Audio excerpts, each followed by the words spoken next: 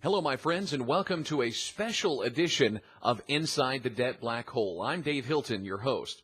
Well, in this special life insurance movement edition of Inside the Debt Black Hole, I'm going to talk about life insurance. It's not something that I normally talk about on the Debt Black Hole, mostly because the thought of dying, the subject of dying, is scary. And I know it is for most people.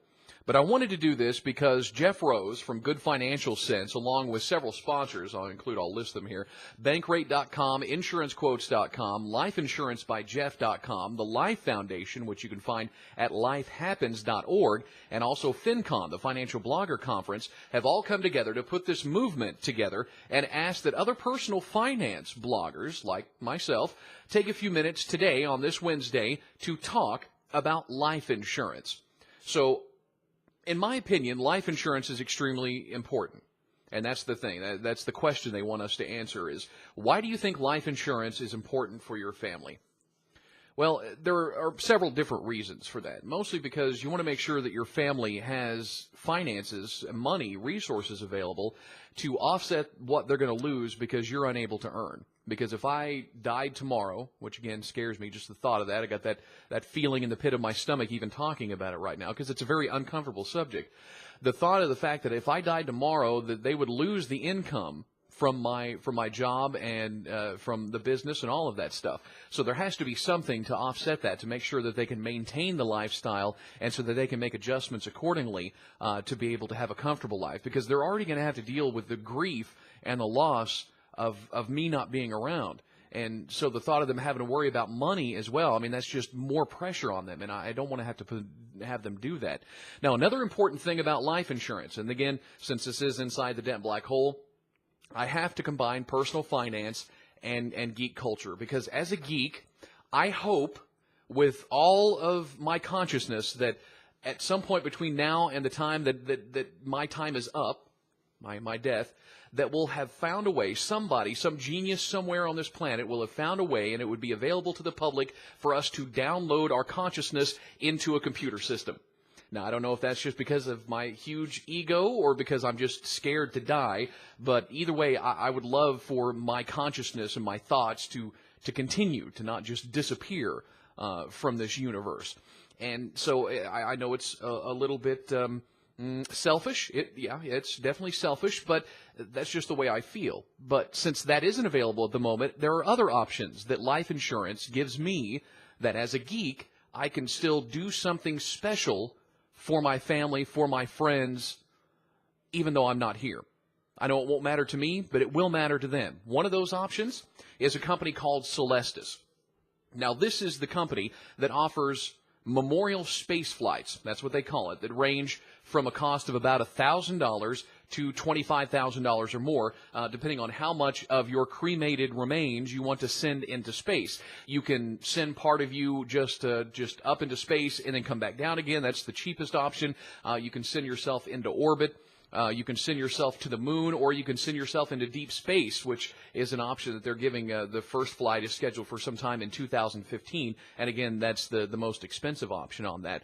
But they put part of you in these little capsules or modules. Again, you pay based on how much of you send up, because it costs a certain much depending on how much it weighs for you to be able to go up into space. So Celestis offers that, and you may have heard about that because they actually contracted with SpaceX to do the same thing recently.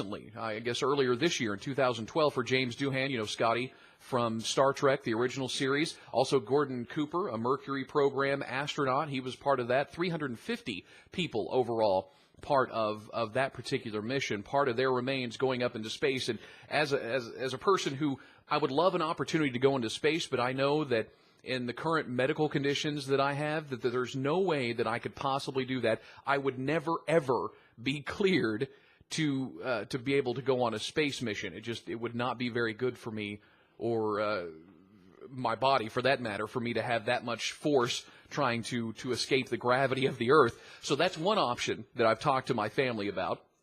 They seem to be okay with that. In fact, my wife, who surprised me, said that if something happened to us together, that she would want to do that together. That's kind of cool, something our kids could do that would honor us in our passing. Also, another option, again, I already mentioned the fact that I would much rather have my brain downloaded into a computer. How about this option? Alcor Life Extension Foundation. You know what I'm talking about. Cryo-freezing, cryopreservation is what they call it. Now, costs for this range anywhere from $80,000. That's if you want to cryopreserve your brain. That's neuro-cryopreservation. Try saying that fast 5 times. To freezing your entire body, which costs about $200,000. Now, where does life insurance, where does the life insurance movement fit into this?